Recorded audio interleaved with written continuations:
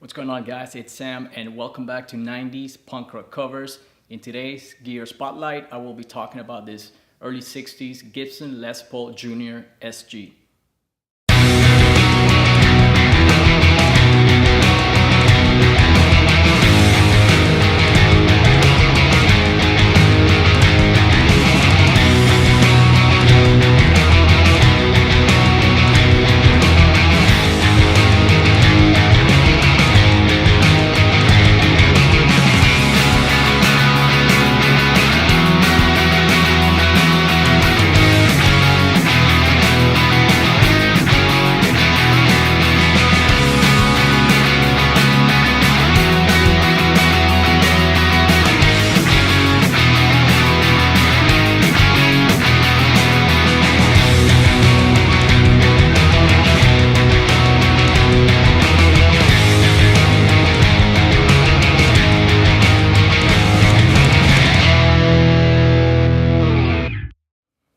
So what I have here is the 1961 Gibson Les Paul Junior. And the reason why it was still called a Junior at the time was because back in 61, when Gibson first introduced this new line of guitars, they were still called Les Pauls.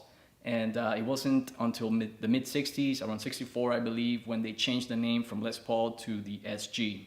Now the reason why they did that is because Les Paul apparently was never very happy with this design. He hated the SG body, and there's all sorts of rumors and stories about why he hated it, but apparently he sued Gibson. He got into a huge beef with them. Told them that if they didn't take the name of the headstock, he would sue them. So therefore, in the 60s, Gibson decided to just remove the Les Paul logo of the guitar and just name it an SG.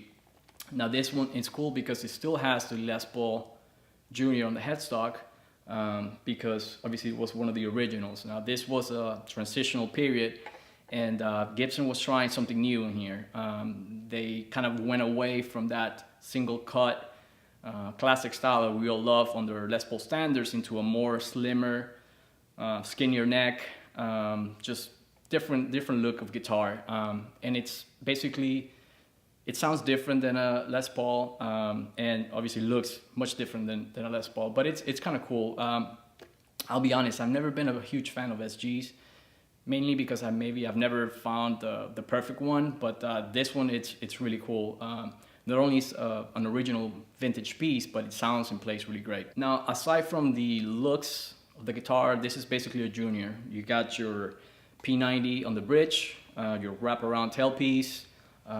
Everything else is pretty much just the way a Junior is. You got your two knobs, your tone and volume, and it sounds great. Very simple guitar, very straightforward, bare bones, and it sounds amazing. Now this particular guitar is basically pretty much stock, with a few exceptions that I will mention later. But back in the 60s, obviously, they were using different woods and stuff like that. For example, the fretboard is a Brazilian rosewood fretboard, which is very popular at the time, and it still is now, which Gibson charges over $60,000 for a guitar that has a Brazilian rosewood, which is freaking incredible. But this is cool because this is a vintage guitar and it has that original Brazilian rosewood fretboard. Also, the body is Honduran mahogany, which was also very popular at the time. That's what Gibson was using with all the 50s and early 60s models. And the P90 here, it's stock and it's just hot as hell. It's amazing. It sounds really good. And everything else is pretty much original. The tuning heads are original, and they've held up pretty well. Usually these tend to shrink over time, but these are pretty much in decent condition. I don't see myself changing them anytime soon. The serial, it's a 5 serial digit number, which kind of corresponds to the early 60s model. The neck is very thin. It's not super thin as some other SGs that I've played and actually read about. This one has almost like a V-neck shape, but it's also pretty wide. So it's a weird kind of feel, but I'm really liking it. It's very good for riffing and stuff like that, power chords and things like that, which is what I play.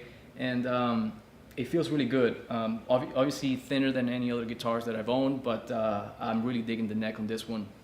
Intonation, the action is set really low, which I also like. I haven't done any setup or anything like that so far. I'm playing it as it is, and it feels really good.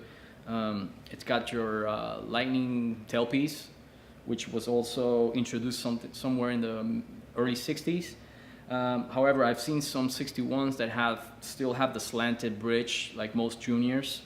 This one is pretty straight, so I don't know. Like I said, it was a transitional year, and maybe they were kind of trying different things with the models. The pots on this one date for 61, so it's it's either a 61 or maybe early 62 model, pretty much. But the intonation is pretty good so far. Like most juniors, they're not perfect. There's always going to be a little trade-off with the intonation, but it plays really well. Sounds great. So let's talk a little bit about some of the things that were done to this guitar by previous owners, I'm assuming. They told me that this was oversprayed sometime in the mid-90s, mid or early 90s, basically to preserve the color of the guitar, the original color, the original finish. That's why it looks so bright red still. There's no checking really on the body because of the overspray, obviously. The neck was also oversprayed. However, if you see the headstock, you can see the little cracks and stuff like that from the original finish, which looks cool, makes it look very vintage. I've always liked that, worn that look. And the worst part of it was this little bridge here. I guess somewhere in the mid-60s, these guitars came equipped with a whammy bar, which is kind of like a tremolo bar actually, it's right here. And I guess whoever owned this guitar previously, they wanted to have that look, and they drilled 3 holes and installed this little plate here in order for this to work. Now, obviously I would have preferred for this to be without this, since I'm not really going to use it. I'm not a big fan of floating tremolos or anything like that. I prefer a hardtail or a wraparound like this one. So that was kind of a minus, but it was considered in the price. Obviously, it wasn't a mint piece or untouched piece. So obviously the oversprayed and this thing obviously brought down the price of the guitar a little bit. Now this is obviously a collector's piece. It's gonna go up in price as it is, even though these are relatively inexpensive as opposed to other vintage guitars in the market.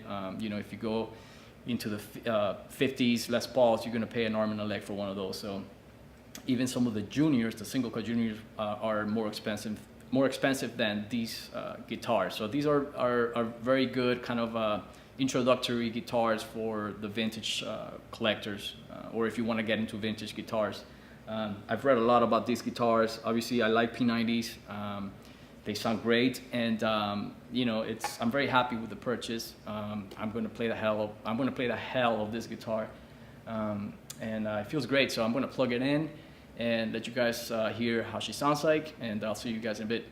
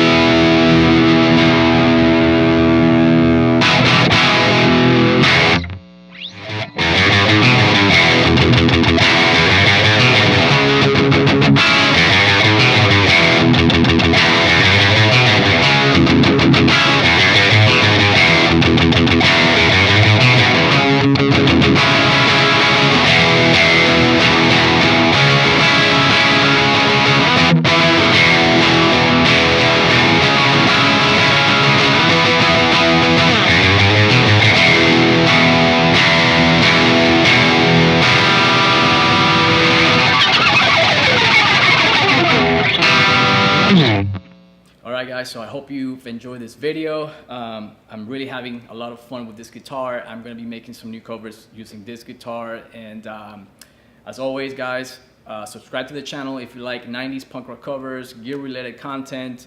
Check out my Instagram as I mentioned in my last video, and I will see you guys on the next video. Cheers.